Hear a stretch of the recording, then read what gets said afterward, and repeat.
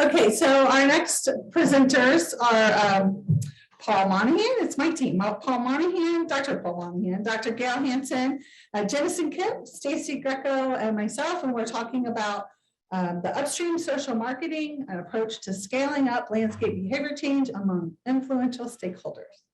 Take it away, Paul. Thank you all for coming out here today. You all look socially distanced. I can barely see you. I've got to thank my co-presenters today. They've actually done all the work. I just came up with an idea that kind of tied together a lot of the work that they're doing. So Gail, Jennison, Stacie, and Michelle, thank you so much. Yep, all right. So you might have seen this model before. It's a model out of public health, socio-ecological model. It looks at all the different things that influence our behaviors. So we already heard a talk today about individual attitudes and beliefs and behaviors regarding fertilizer. What we want to do is start to look at the other things that influence what we do. And in public health, you know, of course, there's these your family and your school, but also your community, and then even wider to that, there's the structures and systems that influence what we do. And we can see this in our homeowner, well, potential security concern. Try this with the big button. Look at that. And this is my last slide, so nothing else can go wrong. So in the same way that individual is surrounded by wider spheres of influence, the landscaping behaviors of the homeowner, what we call are influenced by these external forces, what we call these upstream audiences.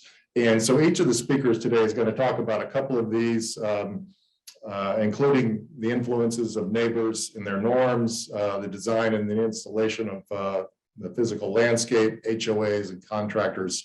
And I hope you enjoy it as much as I enjoyed putting this together. So with that, and I'm going to keep time for each of you. We've practiced this. Everybody has 4 minutes. Take it away, Gail. Okay, well, thank you, Paul. 4 minutes, man, let's go.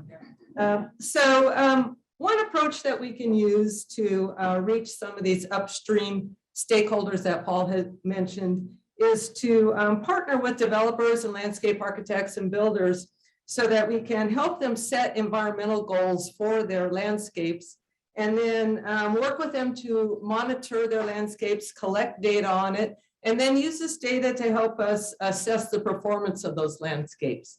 And also for us to help us assess the different evaluation or the different recommendations that we give them. So that's basically what a performance-based landscape is. It's a landscape that has been designed to provide economic, social, and environmental benefits, such as biodiversity, water management, health and well-being, and so forth. And so why should we use performance-based landscapes? Well, it's an opportunity for us to link our ecological science to civic processes, such as writing codes, and to transfer science to policy, which has been a big goal of ours for quite a while.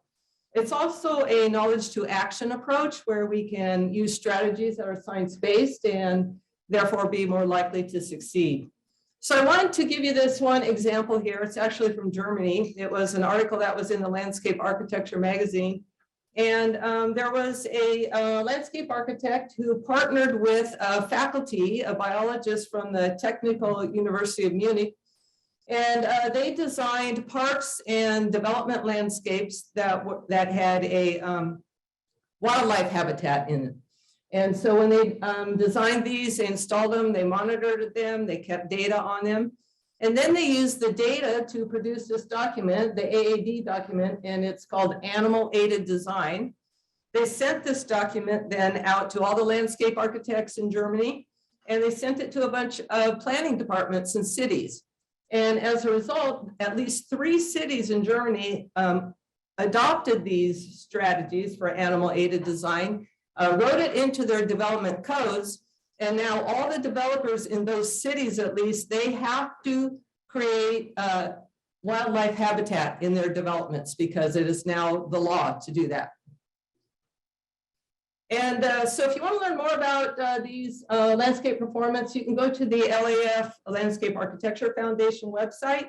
And there you can learn how to evaluate performance, set goals, choose metrics, and look at the landscape performance series. And you'll find a bunch of things that you can download to help you. And the other thing that they have on there is a whole bunch of case studies. And this one I wanted to point out in particular because this developer here in New Mexico wanted to do a low impact sustainable design development. And they couldn't do it because the codes in Albuquerque and the statewide codes wouldn't allow them to do some of the water conservation and planting ideas that they had. So they actually just went and they talked to the city and the state, and they were able to convince them to change their ordinances. And their environmental consultants were from some of the local universities. And now, as a result, all the developers in the state of New Mexico have new ordinances that they can use to have more sustainable designs. So the two things that I wanted to mention last is partnerships with decision makers could be very important. And extension can have more influence on urban environmental issues than you might think. The one document there that says evaluating landscape performance, that's one you can download from the LAF website.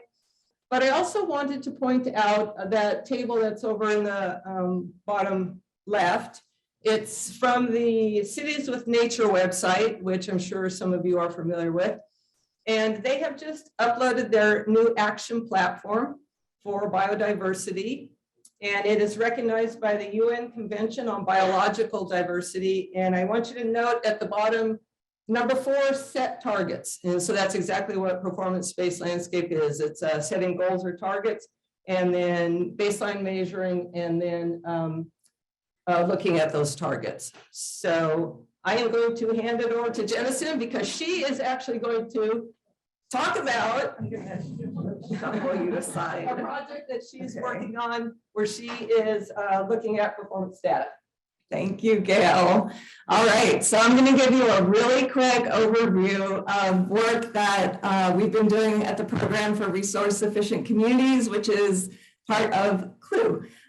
So this is a snapshot, but our director, Dr. Pierce Jones, will be presenting at the close of the summit tomorrow in much more depth. So this is just a little teaser. All right, so what are we doing? So for 18 years since we were founded, we're really trying to build these public-private partnerships that address the top, the upstream, or as I like to think of it, at the top of the supply chain. And we're focused on urban development and new master plan community developments. So this slide shows a snapshot of some of our partners, not all of them. We started with support from the water management districts actually years ago, doing local government workshops. And so I'm gonna move on.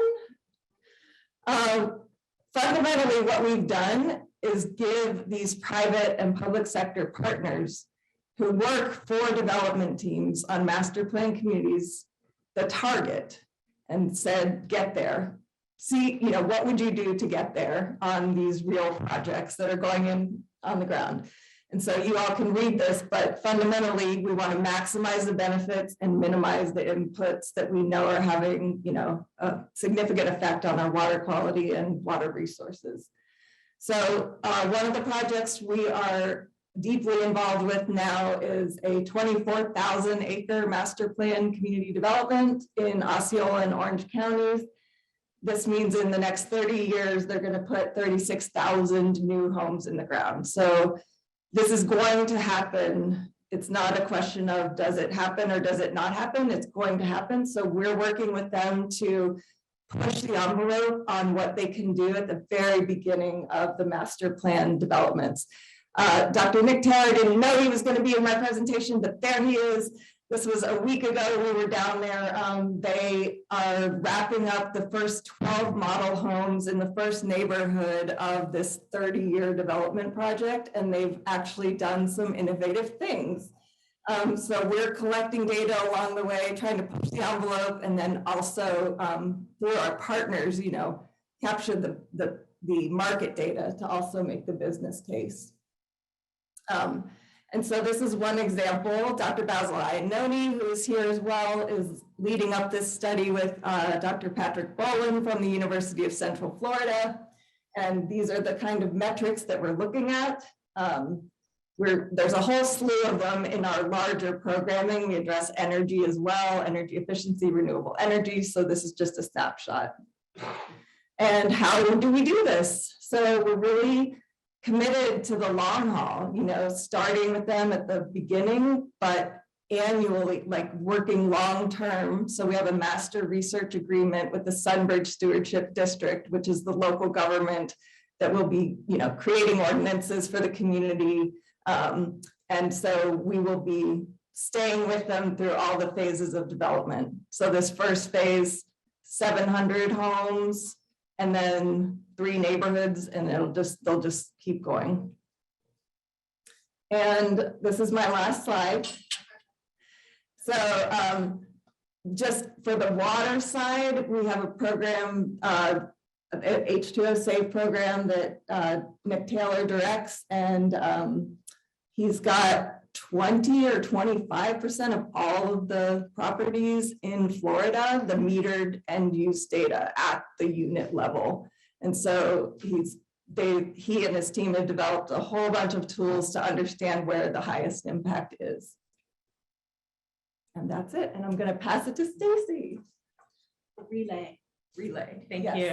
So I'm Stacie Greca with Alachua County Environmental Protection Department, switching gears to talk about a county social marketing campaign to try to get homeowners to reduce their fertilizer use. So one of the big steps of social marketing is to always segment our target audience. And this is so hard for all of us in environmental education because we want everyone to do the desired behavior all the time. But it doesn't work that way. We need to break it up into smaller audiences. We did a pre-survey before this campaign. The top map there, the darker orange, that's the higher concentration of people that fertilize. That's where they live. So 55% said they don't use fertilizer. So why would we market to them? It would be a waste of our time and a waste of our money. The second map, the bottom one, that is people that live in homeowners associations. And we know that those people have different pressures on them for their landscapes. So our 2 target audiences were people that use fertilizer and then people that use fertilizer that live in an HOA. And you always want to select a specific behavior. It's hard because oftentimes we want to say, you know, reduce fertilizer use, reduce water use. But we've seen in survey data that we have very high expectations and very high feelings about ourselves. We think that we're more environmentally conscious than we are. So people don't see room for improvement. They don't think that message is for them. They think they're already doing the right thing. So you have to be specific. So for example, for people that live in an HOA, we use the message to not use fertilizer in the backyard. And Wendy Wilbur here came up with this yard mullet idea. Unfortunately, this image didn't test well, but we're going to keep trying it. For social marketing, you want to have strategies for changing behaviors, and one of them is norms. People want to be like their community. They don't want to be the oddball. So here we were able to position our desired behavior as the norm, not the exception. So we were able to use that, join the 55% of us, which is important because especially right now, we're all getting bombarded with messages telling us that we need to be using fertilizers right now. We need to be working on our landscape. So it was to give people that pause. Okay, maybe I don't need to be doing that. You always want to evaluate your campaigns. So like I said, in our pre-survey, 55% of Alachua County residents were not using fertilizer. It jumped up to 65% after the campaign. And if people reported seeing the campaign images, it jumped all the way up to 73%. And this is great for the first year of a campaign. We're continuing the campaign now, but this data is older. It was important for us to also raise awareness, which isn't always something you have to do with social marketing, but we found in our pre-survey that people did not see the connect. They did not believe that fertilizers from residential lawns could cause algal blooms, and that increased 40% between the pre and the post. So we also wanted to know, well, what does this mean for the resource? So we hired an engineering firm, and this is all grant funded, also a 319 grant from DEP and the water management districts and the EPA. But we combined the survey data with spatial data, literature data, fertilizer label information. I have this awesome spreadsheet that I'm so excited about. And we found that we got a 20% reduction in annual nitrogen loading. And when you compare this, the removal costs were $1 to $8 per pound. That $8 if you include all of like the marketing and what it took for us to develop this. The $1 is when we're rerunning the campaign right now. That's pretty inexpensive, and that compares to engineering projects, which range from about $200 to $500 per pound. So the takeaway is, if you do the steps right, social marketing can really work, and it is really affordable. So thank you. Yeah. Oh, wow. My fonts went crazy. Okay, so you heard about performance-based metrics to utilize in the landscape from Gail and how those are being used with developers from Jennison. And Stacie talked about community-based social marketing. I'm going to bring it down to more of a county level and what county extension can do. So we had some projects that we planted stormwater ponds. We did both shoreline and littoral shelf plantings. We started out at Lakewood Ranch, where we utilized the homeowners association, the community development districts, and then their overarching interdistrict authority to help us with these projects. And then Manatee County came up with a fertilizer ordinance. In that fertilizer ordinance, it talks about a recommendation for leaving a no-mow zone around ponds. So again, planting, but yet 10 years ago, when they put this recommendation out, they never had a model site to go and view this. So after many years of pointing that out to them, they finally gave me some money to go plant some stormwater ponds.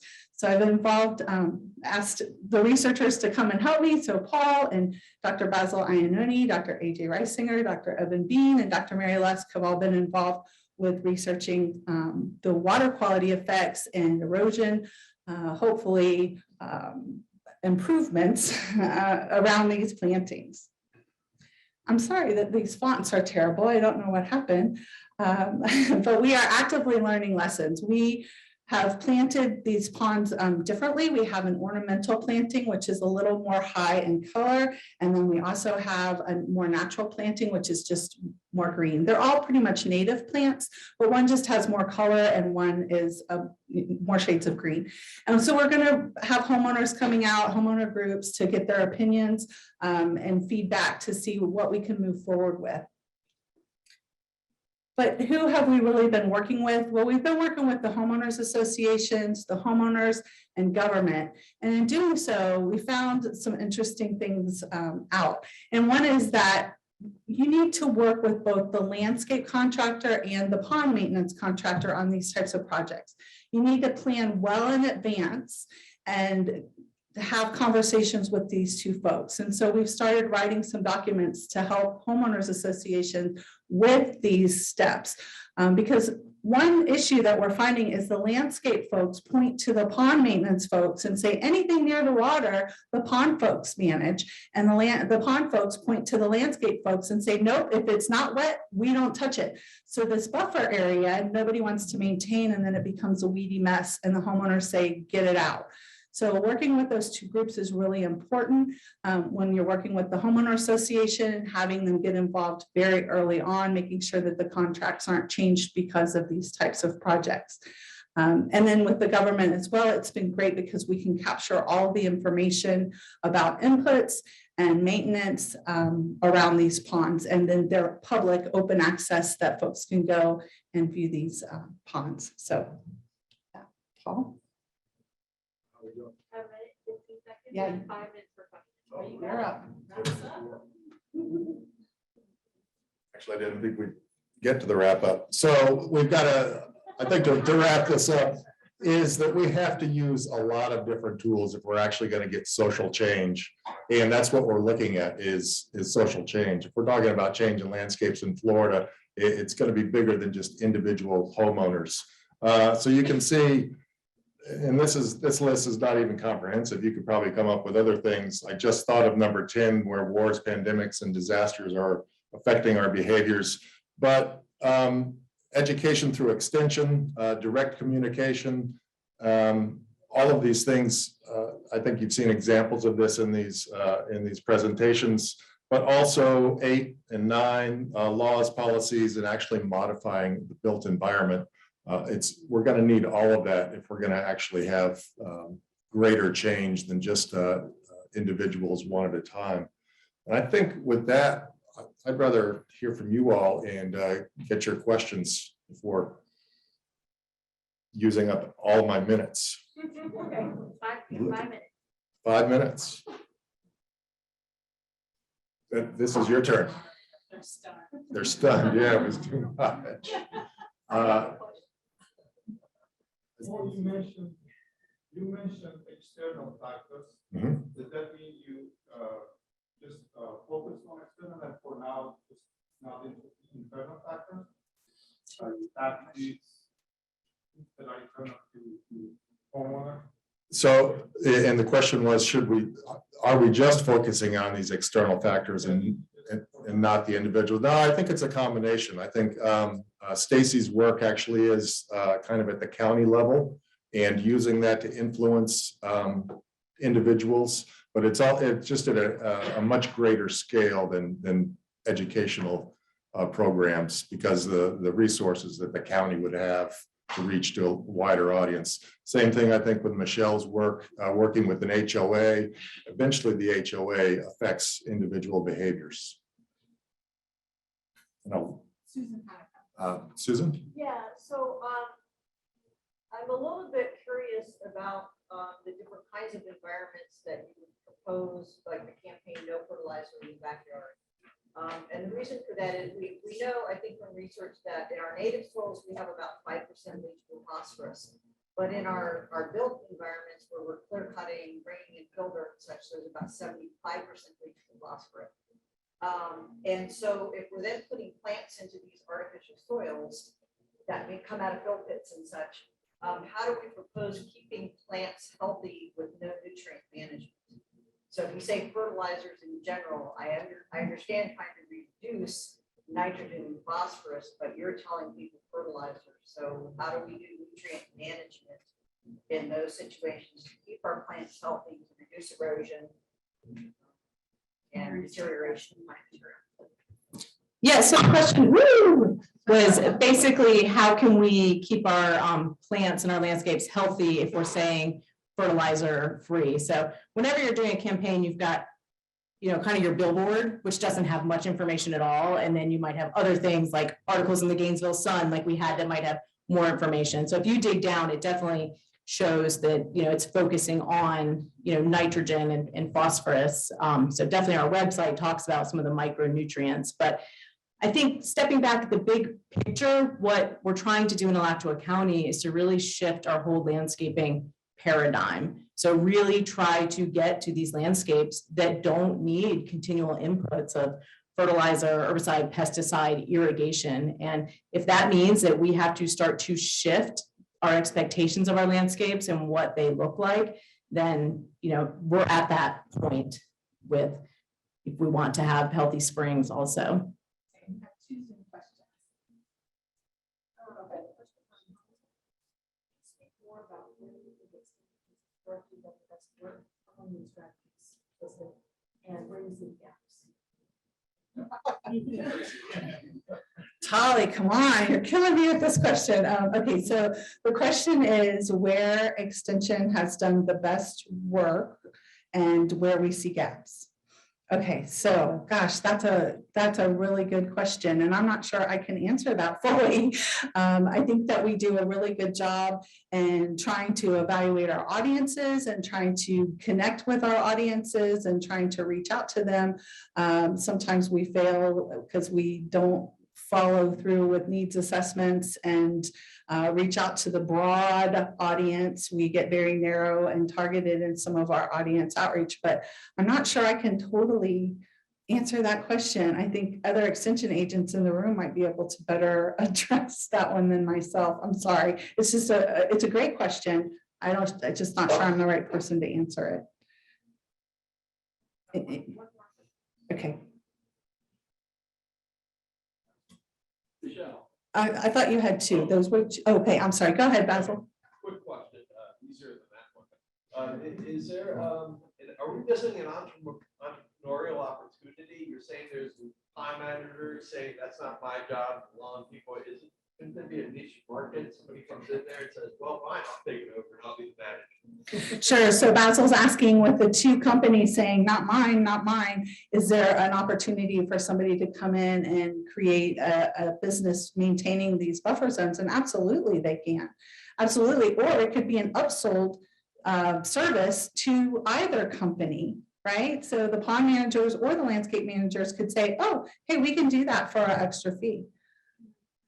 Sure. I just wanted to add this to that niche that one of the partners I highlighted on the first slide of mine is Cherry Lake. And the first time we met with them, I heard the term chain of custody so many times, because that's what they're trying to do is follow through, not just sell the plant material and then they're done, but guarantee it and maintain it and know that it's going to survive and provide the benefits it's grown to provide for the life of that. So there's that shift in the wholesale market as well that's trying to be made. And our friends at Life Soils are here to tackle the question about the sterile soils, Susan. So can talk with them later.